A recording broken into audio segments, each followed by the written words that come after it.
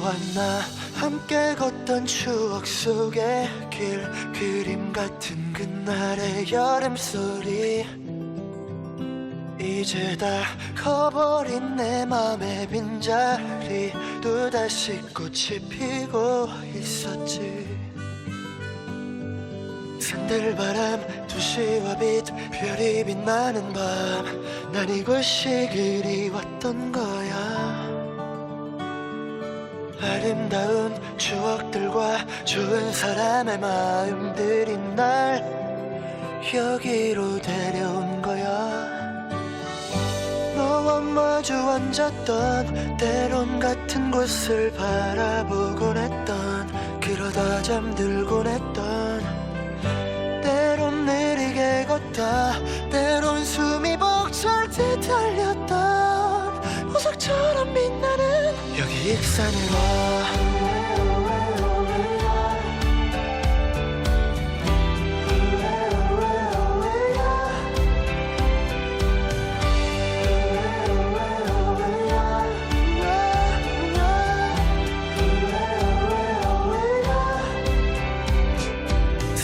바람, 도시와 빛, 별이 빛나는 밤, 난 이곳이 그리웠던 거야.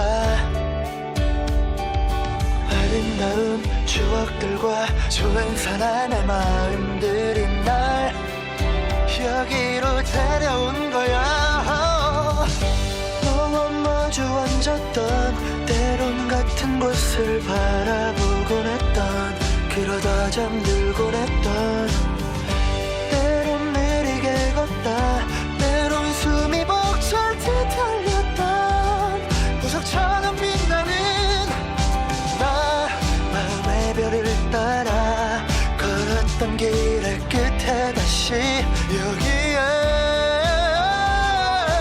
이렇게 눈을 감으면 그려져 함께 있어 지금 여기 우리. 이렇게 너란 바람은 참 익숙한 따뜻함으로 내 봄에 앉아, 항상 같은 자리에 항상 같은 마음으로 안아줘, 나를 지켜줘. 너와 마주 앉았던 때론 같은 곳을 바라보곤 했던, 그러다 잠들곤 했던,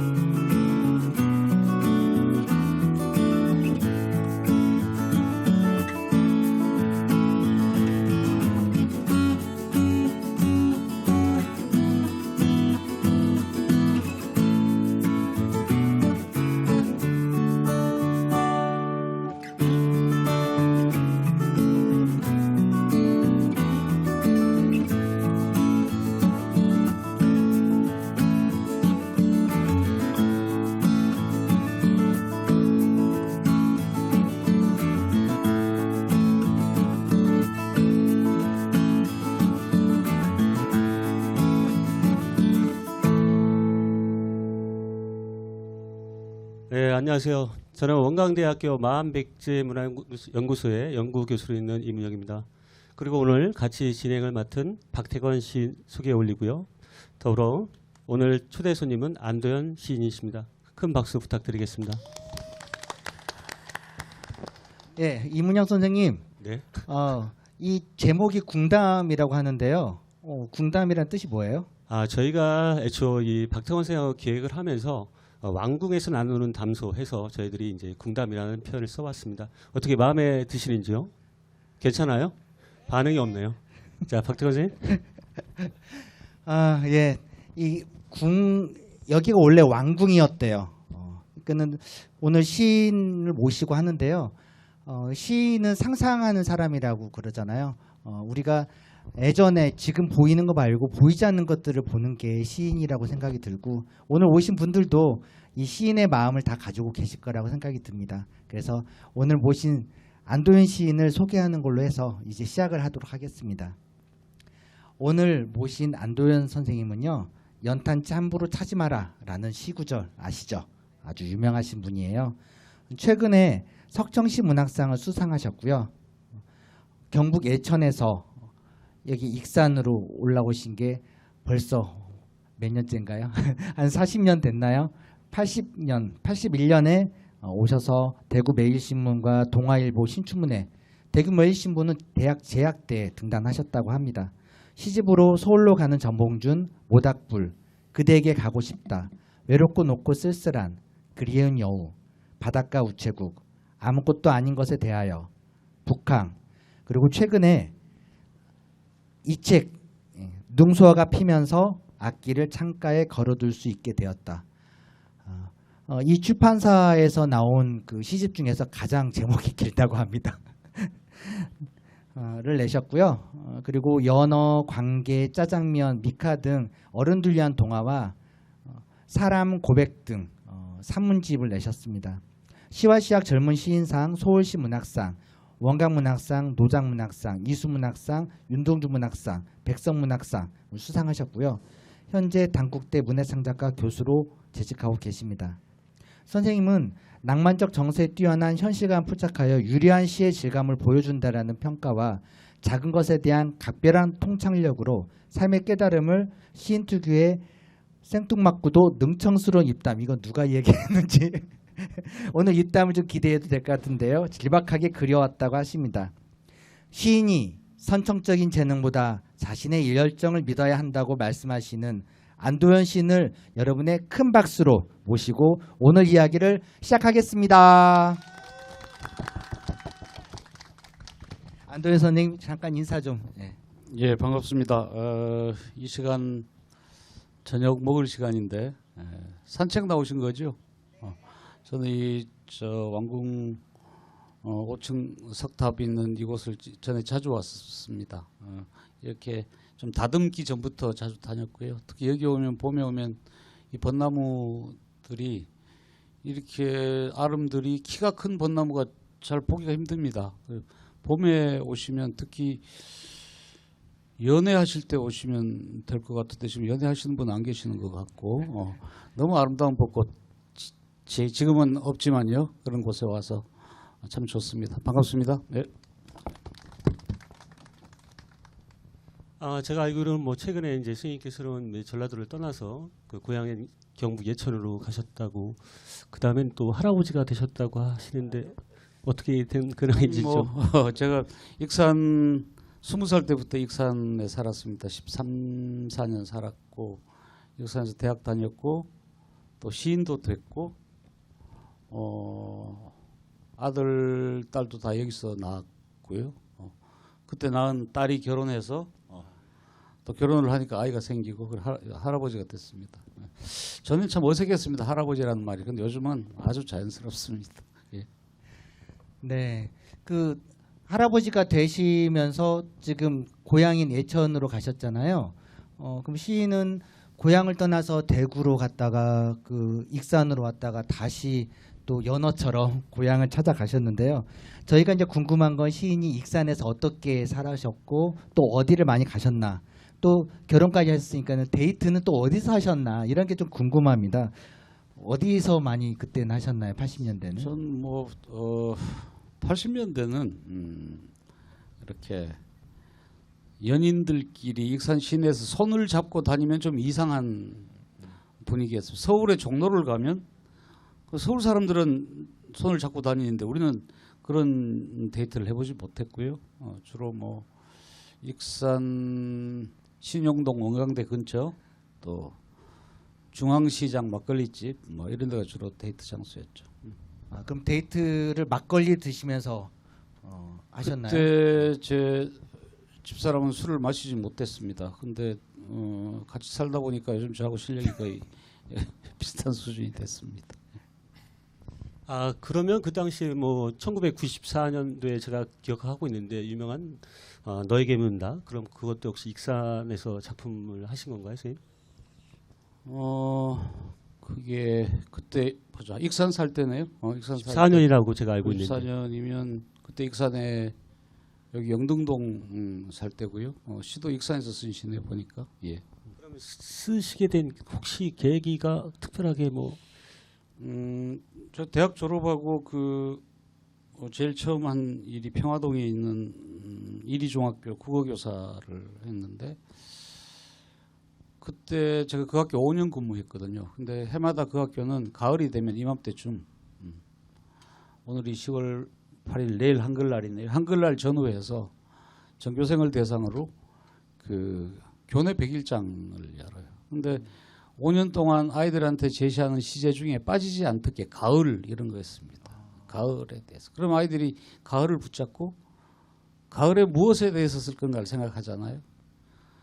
천편일적으로 쓰는 게 낙엽 이런 거 씁니다. 낙엽, 단풍, 은행나무, 또 뭐 있어? 홍시, 코스모스, 귀뚜라미 뭐 시들이 재미가 없어요. 네. 나라면 가을을 가지고 뭘 가지고 쓸까를 좀 오랫동안 생각했는데 그때 연탄이 떠올랐어요. 이 여름에 떼지 않는 연탄이 이렇게 날씨가 좀 서늘해지고 쌀쌀해지면 떼잖아요. 연탄 실은 트럭들이 옛날에 막 자주 눈에 띄었고 그러니까 낙엽이 져야만 가을이 아니고 연탄이 눈에 보이면 가을이다. 그래서 연탄을 가지고 가을에 대해서 원래 쓰고 싶었어요. 처음에. 그래서 하여튼 떠올리게 된 소재입니다. 연탄 한 장이라는 시도 있고요. 너에게 묻는다라는 시도 있죠. 그 시를 지금 한번 들어볼까요? 저는 사실 좀 이따가 좀 들으려고 했는데 그 이야기를 들으니까 지금 한번 들어보면 어떨까 싶은데. 바로 준비가 되나요? 그럼 혹시 그 연탄 한 장이라는 시를 앞으로 나오셔서 마이크 좀 주시겠어요? 예. 제가 아까 준비를 했습니다. 오늘 안도현 시인이 오신다고 그래서 제자들이 많이 오셨어요. 지금 오신 분은 장서영 선생님이라고 신앙송도 하시고요. 그리고 문학관에서 해설사도 하십니다. 김옥신 문학관에서. 그래서 아주 낭랑한 목소리로 연탄 한 장이라는 시 한번 듣도록 하겠습니다.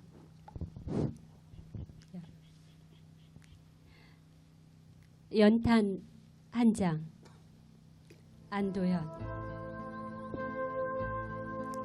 또 다른 말도 많지만 삶이란 나 아닌 그 누에게 기꺼이 연탄 한 장이 되는 것.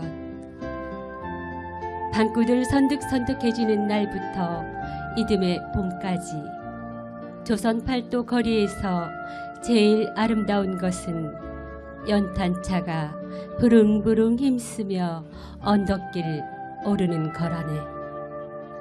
해야 할 일이 무엇인가를 알고 있다는 듯이 연탄은 일단 제 몸에 불이 옮겨 붙었다 하면 하염없이 뜨거워지는 것. 매일 따스한 밥과 국물 퍼먹으면서도 몰랐네. 온몸으로 사랑하고 나면 한 덩이 죄로 남는 게 두려워 여태껏 나는 그 누구에게 연탄 한 장도 되지 못하였네. 생각하면 삶이란 나를 산산이 으깨는 일. 눈 내려 세상이 미끄러운 이른 아침에 나 아닌 그 누가 마음 놓고 걸어갈 그 길을 만들 줄도 몰랐네. 나는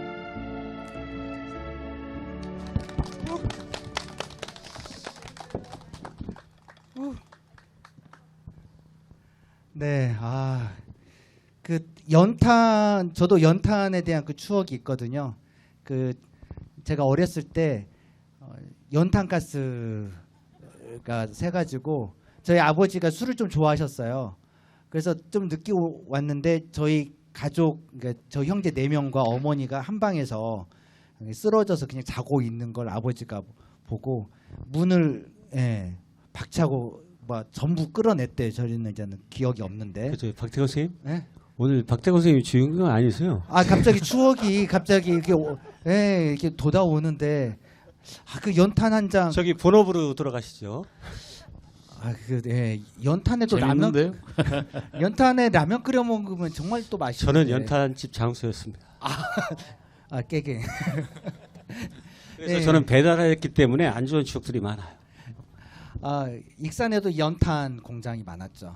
그 익산에 그 사실 때 그 음식 관련해서 좀 질문하고 싶어요. 안도현 시인이 또 좋아하는 시인 중에서 백석 시인이 있으신데 백석 시인도 음식 시를 많이 쓰셨잖아요. 또 안도현 시인 시에도 음식 시가 많습니다. 연탄으로 한 음식 말고 그 당시에 우리가 저 익산을 좀 호명을 해야 하니까 그 좋아했던 자주 가시던 어떤 음식점이 있다면. 좋아했던 보다는 20살 때 이제 익산을 왔는데 네. 지금의 그 제1은행 앞쪽에 콩나물국밥집이 있었어요. 그래서 어떤 선배가 술 먹고 나면 거기 가서 이 전라도 사람들은 콩나물국밥을 먹는다. 그래서 거기를 따라갔는데 이 아주 그 퀴퀴한 그 새우젓을 넣어서 먹더라고요. 그 눈으로 이렇게 보니까 마치 좀 이런 표현이 민망하지만 개죽 같은 느낌이 들었어요. 이렇게 막 새우젓 냄새는 나지, 그 무슨 콩나물하고 막 김치가 막 섞여서 계란까지 으깨서 이렇게 희몰거니 그런 자탕. 그래서 처음에 그 못 먹었습니다. 첫 회. 네. 근데 그 이후로는 그게 왜 해장국으로 좋은지 이제 알게 된 것도 이제 익산이고요. 저는 아까 중앙시장 이야기를 한 익산 제일 큰 시장이 중앙시장인데 거기에 이화집 이름이 예쁘죠. 이화집이라는 그 막걸리집을 제가 개척을 해가지고 원래 시장 다니는 분들이 다니시던 곳인데 뭐 그 이후로 문학하는 친구들 후배들은 하여튼 학교만 끝나면 그 집 그 시장 골목으로 가서 마시고 놀던 그런 기억이 납니다. 경상도에서 바로 익산으로 오신 거잖아요. 전라도로. 익산 음식을 딱 보면서 가장 큰 차이라든지 그런 건 어떤 것인가요? 지금도 좀 그런데요. 경상도 지역에 가면 조기 보기가 좀 힘들어요. 근데 여기는 경상도도 이제 뭐 갈치나 고등어 이런 거는 많은데 조기를 그렇게 자주 먹는 걸 처음 봤고 박대 있죠, 박대. 경상도 쪽에는 아예 없습니다. 제가 어릴 때 그 박대, 서대 이런 걸 먹어본 기억이 없는데 그거 참. 침이 고이네요. 예. 그러면 지금 뭐 선생님이 갖고 계신 익산은 선생님한테 어떤 도시일까요? 그러니까 20살부터 한 30대 중반까지 살았죠. 뭐 청춘, 뭐 질투, 뭐 갈등 이렇게 삶에서 제일 뜨거운 시절을 여기서 보낸 것 같아요. 한마디로 일이네요, 일이. 아우, 일이죠, 일이. 네. 저 전에 한때는 어디 서울을 가거나 어디 이렇게 그 익산역 있죠, 이리역 그 광장도 넓고 건물이 그렇게 예쁘지 않아요. 그런데 한 10년쯤 살다 보니까 멀리서 그 익산역을 건물을 딱 보면 마음이 굉장히 편해지고 고향 온 듯한 느낌이 들고 그랬던 적이 있습니다. 그 이리를 추억하는 게 연탄 한 장이다. 그렇게 생각해도 될까요? 뭐 제가 신혼 시절까지도 연탄 떼고 살았으니까요. 예. 저희가 그 공연과 함께 이걸 하는데요. 신청곡을 연탄 한 장으로 해주셨어요. 공연이 있으면 우리 이야기는 조금만 하고 노래를 좀 많이 듣는 시간이 있었으면 좋겠습니다. 저 소개 좀. 그러면 우리 저기 선생님이 듣고 싶으신 연탄 한 장 들어보고 다음 토크 계속 진행하도록 하겠습니다. 예, 여기에서 아주 유명한 싱어송라이터입니다. 김은총 선생님입니다. 박수 부탁드립니다. 반갑습니다.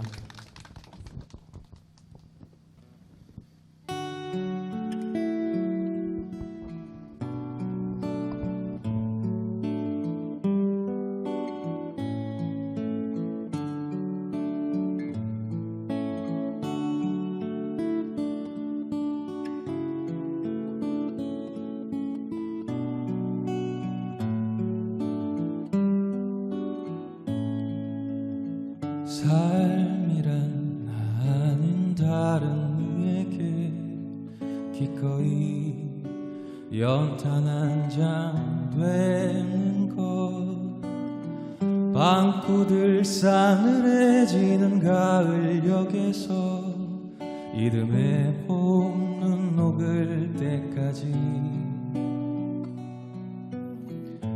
해야 할 일이 그 무엇인가를 분명히 알고 있다는 듯이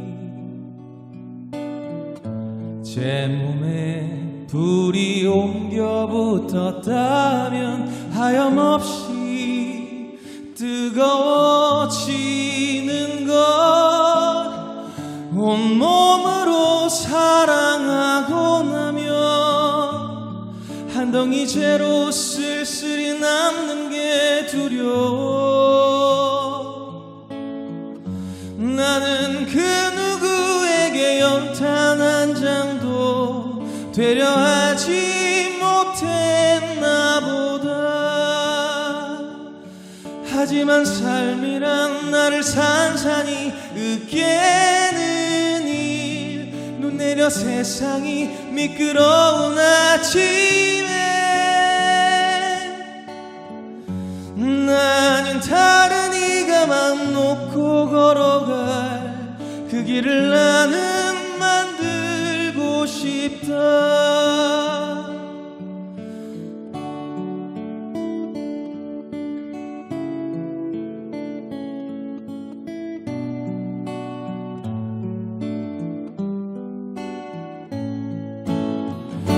온몸으로 사랑하고 나면 한 덩이 재로 쓸쓸히 남는 게 두려워 나는 그 누구에게 연탄 한 장도 되어주지 못했나 보다 하지만 삶이란 나를 산산히 으깨는 일 눈 내려 세상이 미끄러운 아침에 나는 다른 이가 맘 놓고 걸어갈 그 길을 나는 만들고 싶다 그 길을 나는 만들고 싶다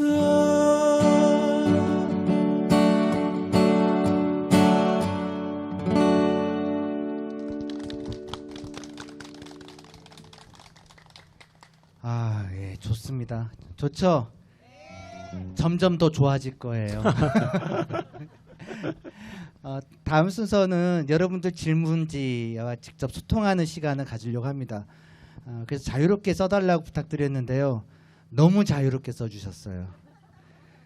가장 기억에 남는 여자는 뭐 이런 거 아니 가정을 파괴하는 그 거부하셔도 좋습니다. 안시인님. 아니, 혹시 이게 저기 안대현 쌤하고 또 서로 연관이 인연이 일단 처음이니까 좀 가벼운 걸로. 가벼운 걸로. 시인이 아니면 무슨 일을 업으로 하셨을까요? 라는 시입니다.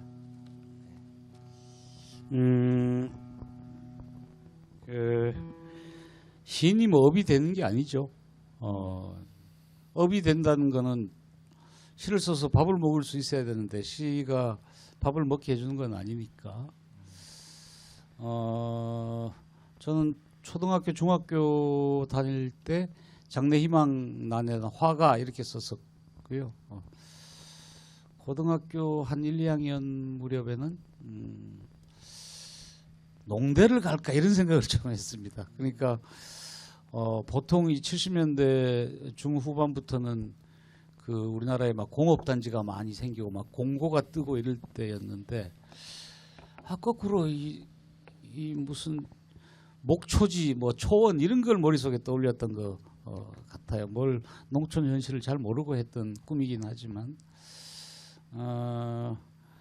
시를 쓰지 않았으면 돈을 지금보다 더 많이 벌었을 것 같고요. 또 훨씬 좀 덜 바쁘게 살았지 않았을까. 그래서 괜히 시 썼다 이 생각 들 때도 있습니다. 자, 그 다음은 이문현 선생님께서 골랐으면 좋겠는데 몇 번째로 할까요? 예. 제가 갑자기요? 예. 자, 아, 몇 번째 불러주세요. 거기 뭐- 이거 아니 편하신 걸로 저는 앞에 거 하겠습니다. 그럼. 앞에 거 이거요? 네네네. 자, 어떤 질문인지 안 보입니다. 저도. 자, 어떤 질문이 나올까요? 할아버지가 되신 후 동시에 변화가 있으신 동시집도 많이 내셨잖아요. 동시 쓰시는 분이 오셨나 봐요. 자, 할아버지가 되신 후 동시에 변화가 있으신가? 예전에 쓰신 거와 지금. 이거는 뭐 할아버지하고 상관은 없고요. 그 동시가 됐든 시가 됐든 이렇게 한 편 한 편 쓸 때마다 달라져야 된다는 생각을 요즘 더 많이 하는 것 같습니다. 동시가 이제 어린이들이 읽는 거여서 어떤 동시인들은 너무 그냥 빤한 이야기를 하고 그냥 끝내는 경우들이 많은데 아이들이 우리가 자랄 때 10살 아이하고 지금 10살 아이는 이 머리 자체가 굉장히 많이 다르거든요. 그래서 요즘 아이들한테 맞는 게 뭔지 이런 걸 많이 생각하는 편입니다. 자, 안시님 하나 골라주시죠. 하나 더 하고 제일 밑에 거. 예. 시 중에서 가장 행복한 기억을 준 시는 어떤 것일까요?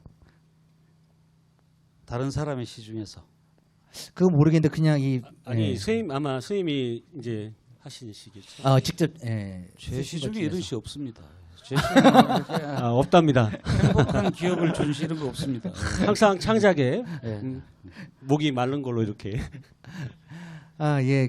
계속 질문지는 좀 이따가 또 시간 되면은 또 뜯어보도록 하고요. 오늘 질문해주신 분들에게는 특별하게 마백연구소에서 선물을 준비했다고 합니다. 무슨 선물이죠?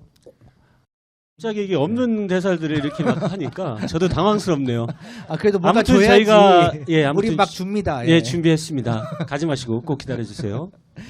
예, 오늘 이 시간이 익산 야행입니다. 문화재 야행이라고 해서 문화재를 어떻게 우리가 한번 같이 뜻과 의미를 공감하는 시간이라서요. 이제 본격적으로 문화재와 관련한 이야기를 좀 해볼까 하는데요.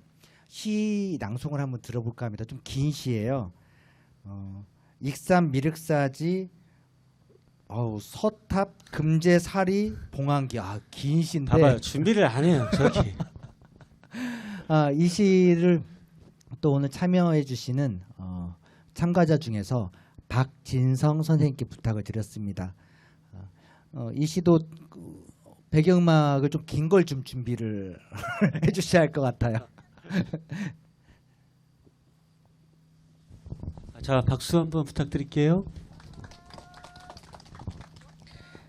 제가 원래 무대 체질은 확실하거든요. 그러니까 조금 어눌해도 이해하시고요. 제가 한번 낭송해 보겠습니다. 익산 미륵사지 서탑 금제사리 봉안기 안도현 절을 세우고 앞마당에 탑을 올린들 연못의 수위가 높아지겠는지요. 흔적도 없이 당신이 왔다가 가신 걸 저는 말하지 못하였습니다. 젊은 날의 햇볕은 과분했지요. 당신이 사택 왕으로 오른 이후 저는 고들땅처럼 납작해지고 까매졌습니다. 허공을 정으로 쪼아 구멍을 파고 꽃을 피우는 일로 밥을 벌었지요. 허나 매번 꽃받침이 먼저 끼는 통에 꽃잎은 파당파당 떨어졌습니다. 제 눈썹을 도려내어 폐하의 창가에 초승달로 걸어두었던 걸 아시는지요? 삼남의 지평선을 수거에 다름질한 이후에 침소의 휘장으로 걸었던 것도요. 전쟁이 날 때마다 소금쟁이들이 연못 위에 빗금을 그었습니다. 말 발굽에 편자를 갈아 끼우는 일도 무렴했습니다. 그러다가 저는 적적하여 밤하늘 한쪽을 몰래 떼어내 솜으로 뭉쳐 먹통을 넣었던 겁니다. 도리에 먹줄을 튀겨 당신과 상통하는 것으로 심을까 합니다. 먹줄을 남긴들 세간의 학자들은 기둥을 세우려고 그었거니 하겠지요마는 마음 놓으세요. 묵두는 태워 멸하였으니 당신은 허공과 나란히 불멸하시기 바랍니다. 기해년 정월 29일.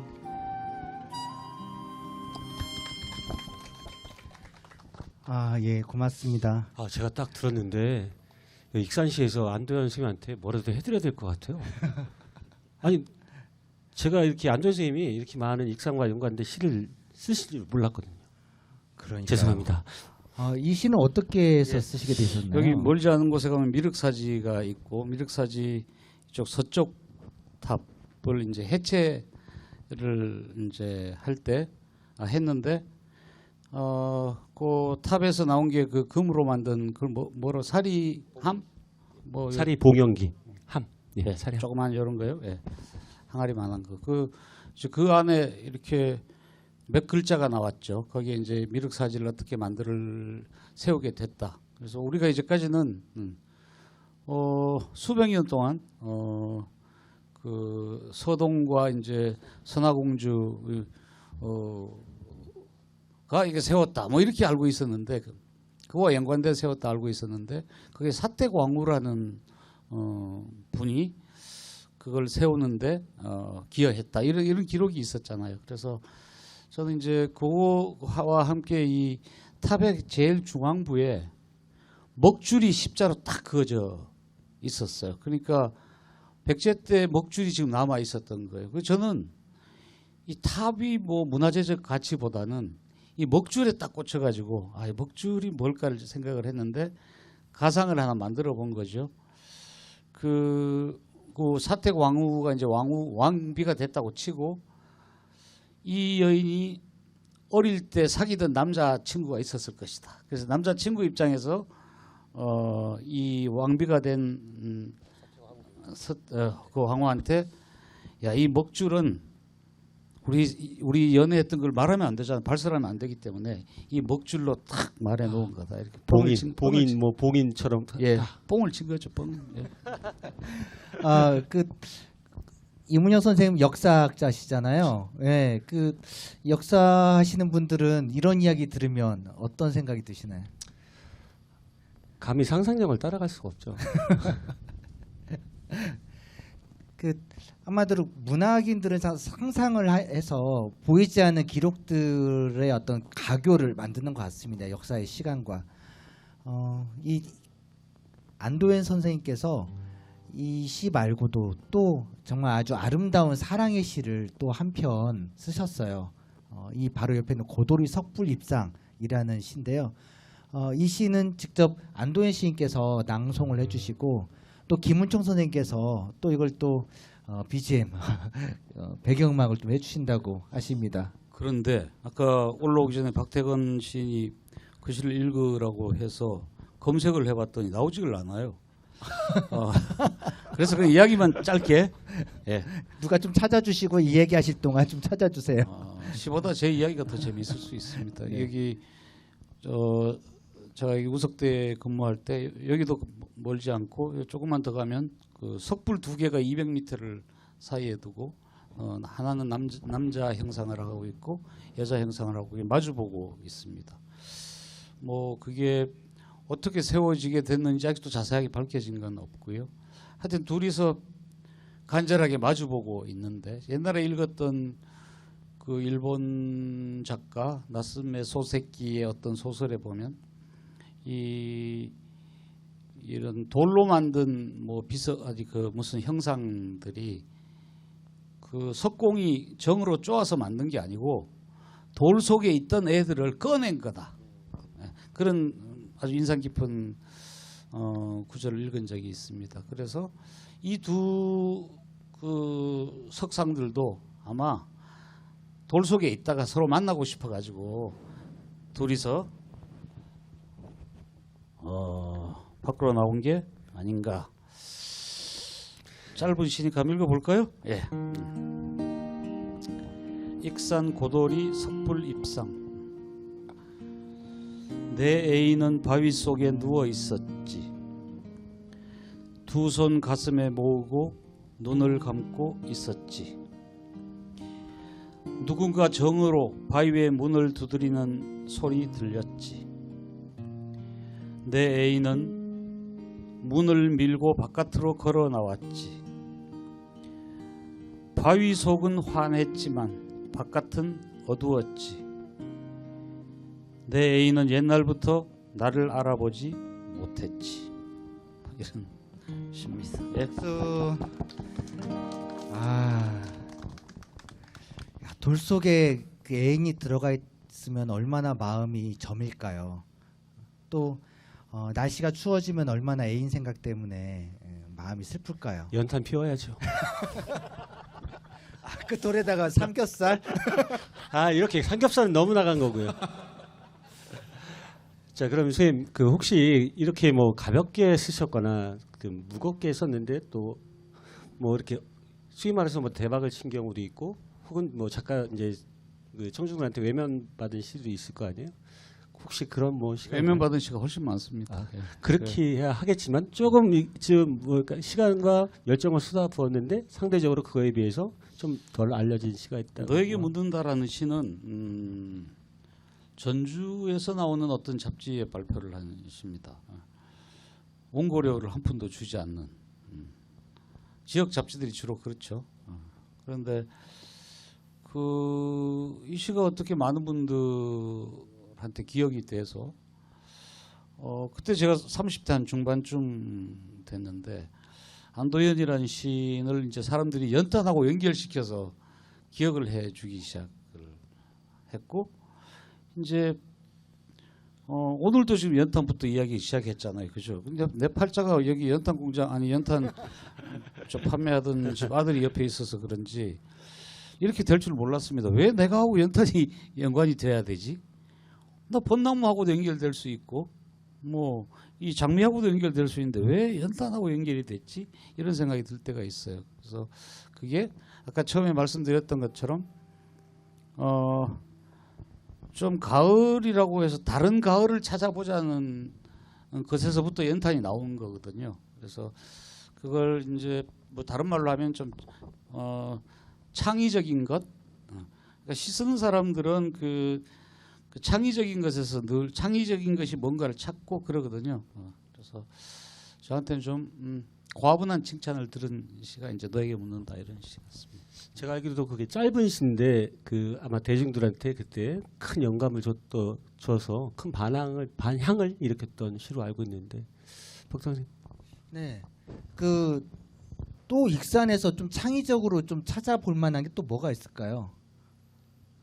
익산에서 네네. 이 5층 석탑이 지금 국보입니까 보물입니까? 보물이죠. 보물인가요? 예. 국뽕. 큰일 났는데 국보입니다. 국보. 국보로 올라갔나? 그러니까 이 5층 석탑만 해도 지금은 여기에 뭐 발굴 조사하고 이러느라고 굉장히 단장이 많이 돼. 옛날에는 거의 그냥 이 언덕에 버려져 있다시피 했어요. 근데 어디 나중에 보시면 이 5층 석탑만큼 예쁜 석탑이 다른 데 거의 잘 없습니다. 근데 사람들이 이 가까이에 중요한 게 있는데 잘들 모른다는 거죠. 사는데 바쁘기도 하고요. 그래서 또 예를 들면 여기 가면 요 가까이 만경강이 흐르잖아요. 저는 여기 학교에 있을 때 뭐 저 혼자도 가고 학교 다른 선생님들하고 학생들하고 또 이 만경강가에 아주 많이 갔습니다. 질문이 그게 아닌 것 같은데. 가까이 좋은 게 많이 있다. 뭐 네. 그 말씀 드리고 하지만은 또 시인이 또 먼데도 많이 좀 다니시더라고요. 외국의 어떤 문화유산들을 보고 뭐 그런 것들이 있는데요. 중국도 가시고 또 평양도 가셨어요. 저는 시인이어서 간 게 아니라 그냥 가고 싶어서. 평소에 좀 여행을 좀 좋아하시나요? 저는 그 질문 중에 네. 휴가 잘 보내셨어요? 이런 거 있잖아요. 저 네. 선생을 많이 해가지고 방학이 있어서 휴가를 학교 교사나 뭐 교수들은 휴가라는 게 없거든요. 방학이 있어서 그 질문 좀 난감하고 여행도 여행 갈 시간이 있어야지. 여행 갈 뭐 좀 여유 돈이 있어야지. 저는 여기 우석대 있을 때 여기 전주 송천동에 살았는데 출퇴근할 때 망령강 가로 오면서 나 맨날 여행한다 이렇게 생각을 했었고요. 뭐 여행을 많이 해보진 못했습니다. 그 가장 큰 여행은 저는 사람 여행인 것 같아요. 그러니까 어떤 사람을 만난다는 건 그 사람이 지금까지 걸어온 길들을 같이 만나는 여행이 아닌가. 시스네. 누가 시인 아니라고 좋아서. 할까봐. 예, 분위기가 좀 이상해져서 하나 띄겠습니다. 자, 러브러브 있네요. 하트. 전주가 좋아요, 애천이 좋아요, 익산이 좋아요, 아이, 제가 좋아요. 이거 뭡니까 이거? 그런 질문은 저기 그냥 띄워버리시죠. 아빠가 좋아요, 엄마가 좋아요. 예. 자, 참 곤란하네 갑자기. 익산 사시는 동안 제일 기억에 남는 일화가 있다면 에피소드를 물어보는 것 같은데요. 익산에 사실 때 기억나는 에피소드가 참 많은데 좀 떠오르는 게 있다면 어떤 게 있으실까요? 제가 29살 때 이리중학교에서 이제 전교조 활동을 했다고 해직이 됐는데요. 그때 이제 해직되고 나서 학교에 출근을 했습니다. 소위 말해 출근 투쟁이라고 가서 이제 책상을 정리하고 교실로도 못 가죠. 아이들이 이제 제가 왜 수업을 못 들은지를 알게 된 거예요. 그래서 3학년 그 학교가 좀 7반이었는데 3학년 아이들이 전부 운동장으로 여름에 쏟아져 나와가지고 뭐 아무런 준비한 것도 없이 아이들이 앞에 이 운동장에 그냥 줄을 맞춰서 이렇게 앉아 있었어요. 그러니까 이제 학생 주임쌤하고 뭐 교감 선생님 이런 분들이 이제 앞으로 나가서 교실로 가 이렇게 윽박 지르고 막 깃뺨도 때리고 그랬는데 그러면 한 대 맞고 나서 애들이 또 뒤로 가는 거예요. 교실로 안 가고 또 이놈을 때리면 또 뒤로 가고. 저는 그때 교무실에서 그걸 이렇게 보고 있었는데 나중에 들으니까 애들이 뭐 아무런 뭐 목적이나 뭐 주장 없이 익산역으로 가고 싶었다는 거예요. 중딩 애들이 뭐 자기들 나름대로는 어떤 항의의 표시를 그렇게 하고 싶었을 텐데 그때 기억이 나고요. 그때 이제 운동장에 앉아 있던 학생 중에 지금 아주 유명한 소설가가 된 친구도 있죠. 백가흠이라는 친구가 그때 제자였고요. 예. 좋습니다. 일화가 좀 상당히 좀 슬프네요. 자, 그다음 거. 예. 최근 시집 이야기인데요. 능소화가 피면서 악기를 창가에 걸을 수 있다. 될 수 되었다라는 이 시집의 능소화는 어디에 능소화인지 이것도 또 좀 이상한데 잘 나가다가 질문이 자 어디에 핀 능소화인가요? 능소화는 곳곳에 있는데요. 네. 제가 가끔 가는 곳이 변산반도에 가면 변산을 해수욕장 지나서 왕포 가서 작당이라는 곳이 있어요. 지명이 작당. 그 작당에 자주 가던 변산바람꽃이라는 이 통나무 펜션이 있습니다. 그래서 이제 능소화를 1층에서부터 키워가지고 이렇게 2층까지 여름에 가보면 2층 창가에 꽃이 이렇게 딱 트럼펫 모양으로 딱 이렇게 서 있는 그런 예쁜 바깥쪽 바로 바다 앞이고요. 그 집 능소화입니다. 예. 예. 그 참 발견을 잘하시는 것 같아요. 시인님은 어디 우리는 그냥 지나다니는데. 그래서 제가 볼 때 박태건 시인이 시를 안 쓰더라고요. 발견을 못해서. 예천으로 가세요. 자, 오늘 아니 오늘 시를 못 쓴다고 창작 활동을 못 하시는 자 거예요. 오늘 여기 떠나는 겁니까? 마지막인가요? 그 발견하는 어떤 그 비결이 있을 텐데요. 문화유산도 사실 발견하는 거잖아요.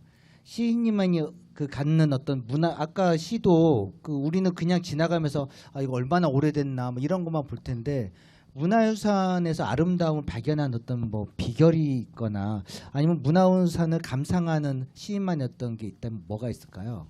좀 어려운 질문이네요. 박태근 시인의 방법은 뭐가 있습니까? 일단 바라봅니다.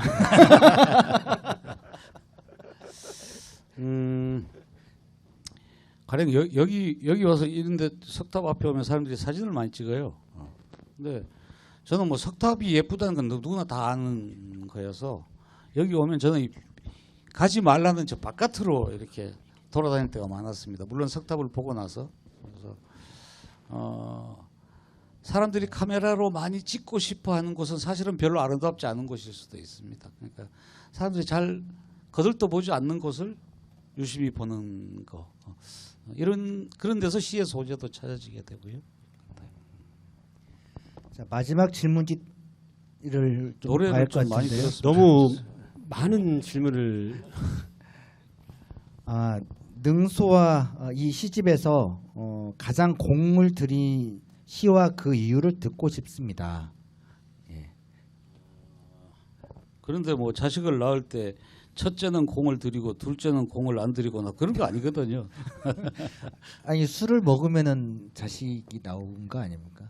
그게 또 이게 이건 시인의 상상력하고는 거의 뭐 거리가 먼 얘기인 것 같습니다. 이 시집이 8년 만에 나온 시집이에요.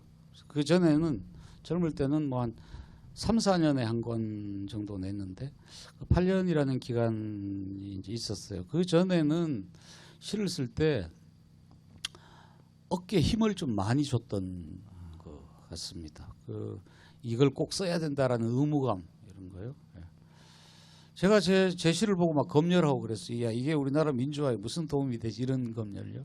야 이게 통일에 무슨 도움이 되지 그랬던 적도 있습니다. 근데 좀 어깨에 힘 빼고 내가 그냥 쓰고 싶은 대로 좀 써보자. 요즘 그런 생각 많이 하고 이 시집에도 좀 그런 생각을 했던 것 같습니다. 자 어느덧 또 시간이 꽤 지났습니다. 그래서 일단 우리 김은초 가수님의 노래를 한 곡 더 듣고 이제 슬슬 마무리하도록 하겠습니다. 네, 많은 인연들에 대한 이야기가 나온 것 같습니다. 종합하자면 요즘 제 또래 친구들은 인연이나 연인을 지칭할 때 이렇게 얘기합니다. 기간제 베프다 이렇게 얘기를 하는데요. 기간제 베프에 대한 이야기들을 한번 저도 노래를 계절에 맞춰서 불러봤습니다. 계절 인연 불러드릴게요.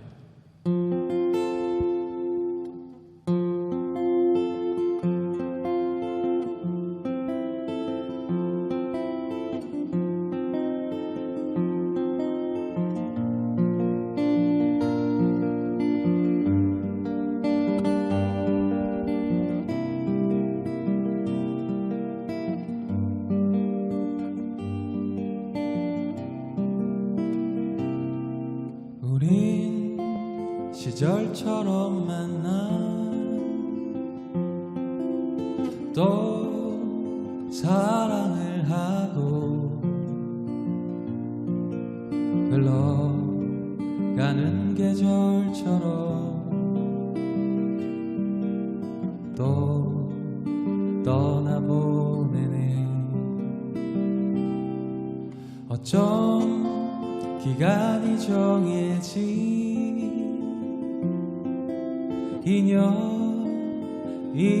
인연일지라도 나의 여린 그대여 슬퍼하지 말아요. 계절이 바뀌는 건 어쩔 수 없지만 우리 함께한 추억은 변하지 않을 테니 한 계절 같은 짧은 인연이지만 곁에 살았던 나를 절대 잊지 말아요 그대여.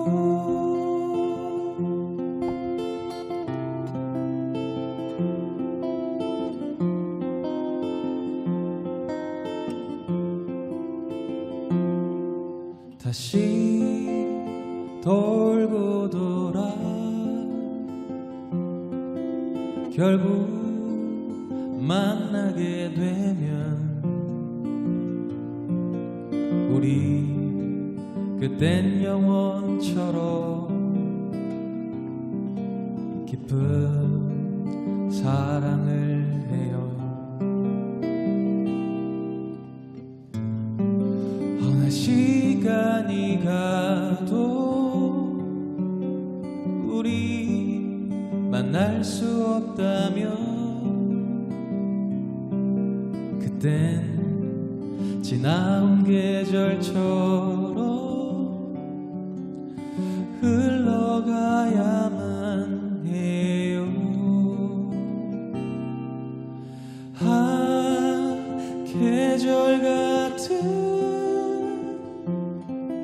짧은 인연이지만 곁에 살았던 나를 절대 잊지 말아요. 한 계절 지나 다시 만나게 되면 그때 잡았던 두 손 절대 놓지 말아요 영원히.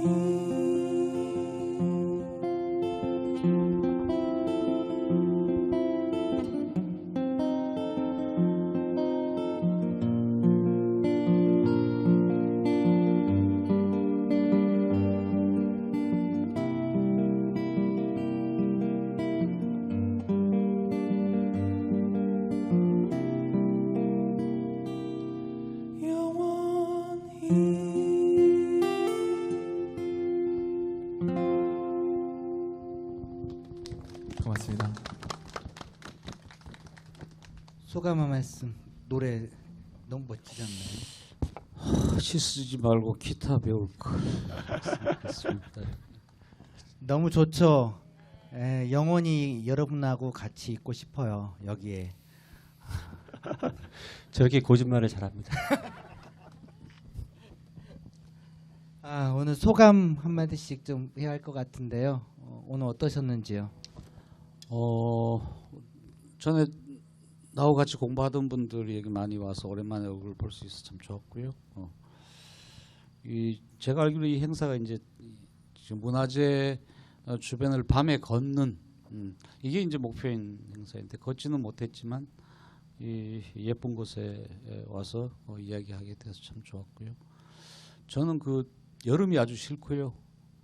제가 좋아하는 온도는 한 20도 이하로 좀 내려갈 지금 같은 이 바람 굉장히 좋아하거든요. 바람을 좋아한다는 건 그냥 바람인 거죠? 그런 약간 서늘한 이런 공기를 좋아한다는 거고요. 네. 예. 예, 오늘 반가웠습니다. 예. 박수. 저에게도 한마디 소감을. 저요? 저한테 물어봐달라. 싫어. 저한테. 싫어. 전 영원히 같이 있고 싶어요. 이문여 선생님, 이 문화재 활용 사업 중에 하나인데요. 이런 문화재 앞에서 이런 행사를 하면은 어떻게 직접 역사 연구하시는 분으로서는 어떠세요? 제가 꼭 해보고 싶은 것들이에요. 이런 것들이 솔직히 말해서 딱딱한 거보다는 딱딱하면서도 유연한 거, 이런 것들이 실질적인 인문학이거든요.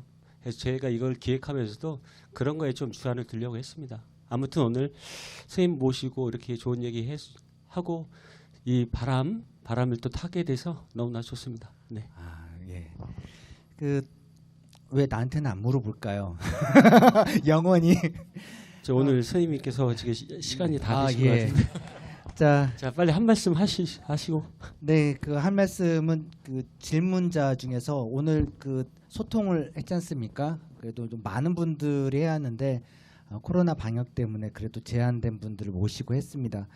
좀 기억에 남는 질문이 있으시면 그분에게 저희가 좀 특별한 선물을 좀 드릴까 해요. 아까 제일 처음에 질문이 기억에 남습니다. 예. 예. 첫 질문이 무엇이었을까요? 어떤 여자인가? 그건가요? 저도 그렇게 아까 박태원 선생님 깜짝 놀랐습니다. 그분은 특별한 선물 드립니다. 네, 오늘 신앙송 즉석에서 부탁드렸는데 정말 잘해주셔서 감사하고요. 오늘만 아니라 자주 오실 거죠? 예, 이 자리에서 여러분과 같이 오래된 이야기를 같이 나누고 싶습니다. 자, 오늘 마지막 노래 김은총 선생님 노래 들으면서 오늘 이 시간을 마칠까 합니다. 아무튼 오늘 참석해 주신 많은 분께 감사드리고요. 우리 안도현 선생님께도 깊은 감사드립니다. 자, 우리 김은총 선생님 마지막 노래 부탁드릴게요. 네, 마지막 곡은요. 사랑한다는 것, 안도현 시인님의 시로 만든 노래입니다. 시인님 곁에서 노래를 부르는 게 벌써 한 서너 번 되는 것 같은데요. 그때마다 제가 늘 떨리곤 했었는데 오늘 또 옆에서 뵈니까 조금은 좀 친근해지는 느낌이 들어서 감사한 오늘 밤이었습니다. 사랑한다는 것 불러드리고 올라가겠습니다. 감사합니다.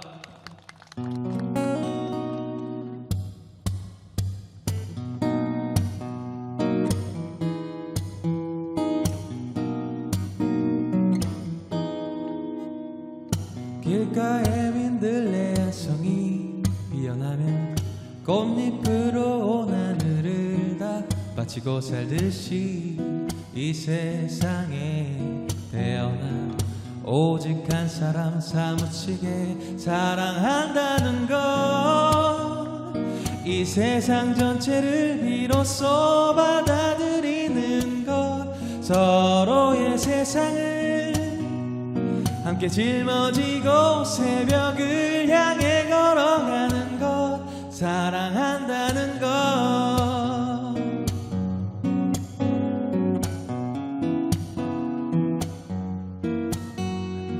자고 맑은 밤을 뜬 눈으로 지새우고 우리가 서로 뜨겁게 사랑한다는 것 이 세상에 태어나 오직 한 사람 사무치게 사랑한다는 것 이 세상 전체를 비로소 받아들이는 것 서로의 세상을 함께 짊어지고 새벽을 향해 걸어가는 것 그대는 나의 세상을 나는 그대의 세상을 함께 짊어지고 새벽을 향해 함께 걸어가는 것 사랑한다는 것 이 세상 전체를 비로소 받아들이는 것 서로의 세상을 함께 짊어지고 새벽을 향해 걸어가는 것 사랑한다는 것 이 세상 전체를 비로소 받아들이는 것 서로의 세상을 함께 짊어지고 새벽을 향해 걸어가는 것 사랑하는